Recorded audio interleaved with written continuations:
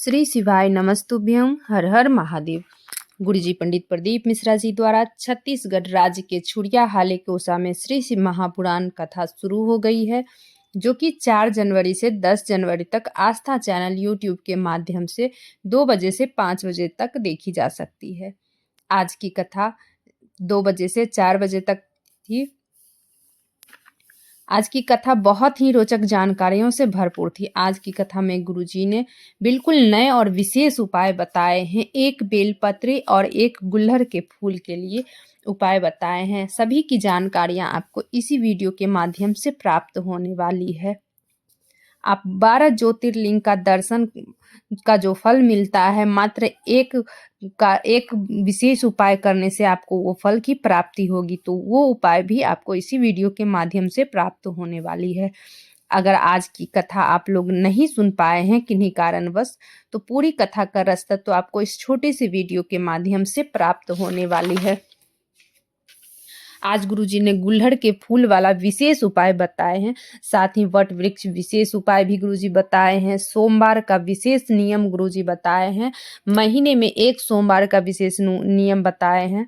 और 12 ज्योतिर्लिंग का दर्शन का फल कैसे प्राप्त करें उसका भी गुरुजी आज विशेष उपाय बताए हैं। तो सभी की जानकारियां आपको इस छोटी सी वीडियो के माध्यम से प्राप्त होने वाली है। वीडियो के अंत तक बने रहें। मेरे चैनल पर नए हो तो सब्सक्राइब कर लें, बेल बटन प्रेस करना ना भूलें, ताकि मेरे ऐसे ही वीडियो की नोटिफिकेशन सबसे पहले आप तक पहुंच सके। आपके आसपास या आपके रिश्तेदार दुखी हैं, परेशान हैं, तो एक बात जरूर आप लोग उनसे कहें कि भगवान भोलेनाथ आपको देंगे। महादेव के मंदिर जाके 1 लोटा जल चढ़ा दो, मंदिर का साफ सफाई करो। शिव तत्व की हृदय बिंदु जो है शिव की उपासना, तो शिव की उपासना करो। भगवान भोलेनाथ हाथ पकड़ के आपका बेड़ा पार करेंगे। बढ़ते हैं आज की कथा की अगली जानकारी की ओर। देवकी जी पत्र लेकर आई। मैं आपकी कथा गंडई में सुनी, पशुपतिनाथ का व्रत की। मैं मेरे पति से भोलेनाथ के मंदिर में साफ सफाई करते अपने पुत्र के लिए, जिसका जॉब नहीं लग रहा था, उससे भी कहा कि अपनी मेहनत को 4 गुना बढ़ाओ। बाबा को 1 लोटा जल चढ़ाओ और जहां भी जाओ बेलपत्री पर शहद लगा के बाबा पर चढ़ा के जा। पंडाल में कथा सुनी। मेरे बेटे को 28 नवंबर 2024 में नायक तहसीलदार पर कार्यरत है, उसी का आभार व्यक्त करने हम कथा पंडाल में आए हैं। बढ़ते हैं आज की कथा की अगली जानकारी की ओर। मनोहर लाल जी साहू जी का पत्र आया। मेरी आयु 60 वर्ष की है। गुरुजी, मैं 1 लोटे जल का क्या वर्णन करूं। मुझे सोरायसिस की बीमारी हो गई। चमड़ी गल के गिरने लगी। चमड़ी से स्मेल आ रहा था, महकने लगी थी। डॉक्टर बोला था बीमारी नहीं जाएगी। आपकी कथा टीवी पर सुनी, पंडाल में कथा सुना, सीहोर गया, कांवड़ यात्रा में गया था, बाबा पे जल चढ़ाता। कुछ दिन में मेरा सोरायसिस की बीमारी ठीक हो गया। डॉक्टर भी आश्चर्य में है कि ये बीमारी ठीक कैसे हुई। बढ़ते हैं आज की कथा की अगली जानकारी की ओर। आप शिव जी को भी भज रहे हो तो समझ लो आप सभी देवी देवता को भज रहे हो। बढ़ते हैं आज की कथा की अगली जानकारी की ओर। राजकुमारी साहू जी पत्र लेकर आई। थोड़ी सी विडंबना 2020 में आ गई थी गुरुदेव, जिसके कारण मेरा मकान बिक गया। संघर्ष का जिंदगी चालू हो गया। भगवान भोलेनाथ को जल चढ़ाना चालू की। बाबा ने ऐसे चमत्कार कर दिया कि 2020 में जो मकान बिका था 2021 में मिल गया। मैं फिर उसी जगह पे वापस बाबा मुझे बैठा दिए। मुझे गठान हो गई थी, बहुत डॉक्टर से दिखाई, डॉक्टर ऑपरेशन बताया था। सीहोर गई कांवड़ यात्रा में, रुद्राक्ष लाई, गला के जल पीती, बाबा पे 1 लोटा जल चढ़ाती। बाबा की कृपा से आज मेरा गठान ठीक हो गया है। उसी का आभार व्यक्त करने हम कथा पंडाल में आए हैं। बढ़ते हैं आज की कथा की अगली जानकारी की ओर। भगवान शंकर की भक्ति में आप इस तरह डूब जाएं, किसी का आभास ना हो, शिव आपका हाथ पकड़ के बेड़ा पार करेंगे। इतना शिव भक्ति में डूब जाओ। राधिका जी पत्र लेकर आई। मेरा बेटा 3 साल का है। मेरे बेटे को जोर से सीने में दर्द हुआ, डॉक्टर से दिखाने ले गई। पता चला कि उसके सीने में 20 mm का छेद है, बच्चा नहीं बचेगा, डॉक्टर ऐसा बोल दिया था।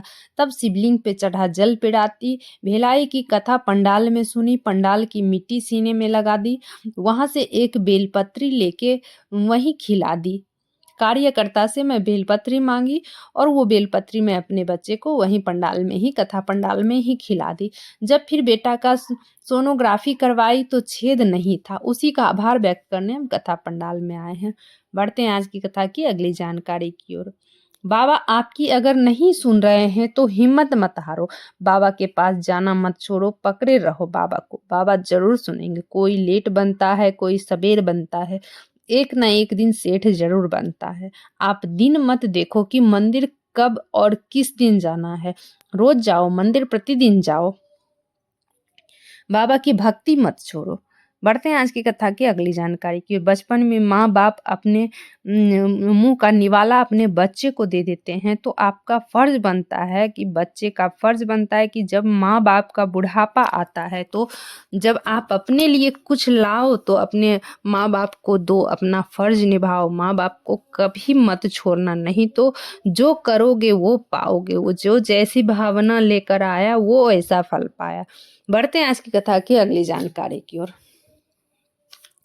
कोई आपसे पूछे कि भोलेनाथ के प्रथम शिवलिंग का निर्माण किसने किया था, तो आपको उसे उत्तर देना चाहिए कि ब्रह्मा जी और विष्णु जी ने किए थे। बढ़ते हैं आज की कथा की अगली जानकारी की ओर। गुरु जी बोले 12 ज्योतिर्लिंग में जो जल चढ़ाने का फल होता है वो फल घर में अपने हाथों से पार्थिव शिवलिंग का निर्माण कर उस पे जल चढ़ाने से, पूजन अर्चना करने से प्राप्त होता है। वो फल की प्राप्ति आपको पार्थिव शिवलिंग से प्राप्त हो जाती है। तो आप 12 ज्योतिर्लिंग का दर्शन ना कर पाए तो, लेकिन आप पार्थिव शिवलिंग का तो निर्माण कर ही सकते हैं। तो पार्थिव शिवलिंग का निर्माण कर, अपने हाथों से पार्थिव शिवलिंग का निर्माण कर उस पे जल चढ़ाएं तो आपको 12 ज्योतिर्लिंग का जो दर्शन की फल की जो प्राप्ति होती है वो पार्थिव शिवलिंग के पूजन अर्चना करने में आपको उस फल की प्राप्ति हो जाती है। बढ़ते हैं आज की कथा की अगली जानकारी की ओर। जो बेटा या बेटी या नवयुवक कोई नया रोजगार करना चाहते हैं या एजुकेशन के लिए आगे बढ़ रहा है या कंपटीशन एग्जाम के लिए बैठ रहा है, किसी भी सफलता प्राप्ति के लिए गुरुजी के द्वारा बताया आज का ये नया उपाय और विशेष उपाय सभी को करना चाहिए। सभी को मेहनत तो करना ही करना है, साथ ही सरल और आसान सा उपाय भी करना है। आपको माता अशोक सुंदरी के स्थान पर गुलड़ का फूल अर्पित करना है। मतलब गुलहड़ के फूल, जिसे आप बहुत सारे लोग अड़हुल का फूल भी बोलते हैं, उसे आपको अर्पित करना है। अब कैसे करना है? बेलपत्री के ऊपर आपको एक गुलहड़ का फूल रखना है। आपको एक बेलपत्री लेनी है, बेलपत्री सीधी लेनी है, उल्टी नहीं, सीधे लेके उस पे एक गुलहड़ का फूल रखना है आपको। और इस फूल को और बेलपत्री को शिवलिंग पे जो माता अशोक सुंदरी का स्थान होता है वहां पर अर्पित कर देना है। अब आप अर्पित करते समय आपको ध्यान रहे, जो बेलपत्री की डंडी होती है, बेलपत्री की डंडी पे जब बेलपत्री पे आप गुलहड़ का फूल रख रहे हैं तो डंडी, जो गुलहड़ का जो डंडी होता है वो भी आपको बेलपत्री की डंडी की तरफ ही रखना है। और जब माता अशोक सुंदरी के स्थान पर आप समर्पित कर रहे हैं, आप वीडियो के माध्यम से देख सकते हैं, तो उस जगह पर भी आपको बेलपत्री की जो डंडी होती है शिवलिंग की ओर होनी चाहिए और बेलपत्री का जो पत्ता होता है वो आपको जलाधारी की ओर होनी चाहिए। और आपको ये समर्पित कहाँ करना है? माता अशोक सुंदरी का स्थान पर आपको ये समर्पित कर देना है। सीधे रखना है, उल्टी नहीं रखना है।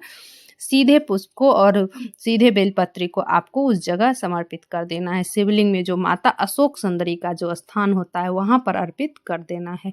बेलपत्र की डंडी शिवलिंग की ओर होनी चाहिए और बेलपत्री का जो पत्ता होता है वो जलाधारी की ओर होनी चाहिए। आपको इस बात का खास ध्यान रखना है।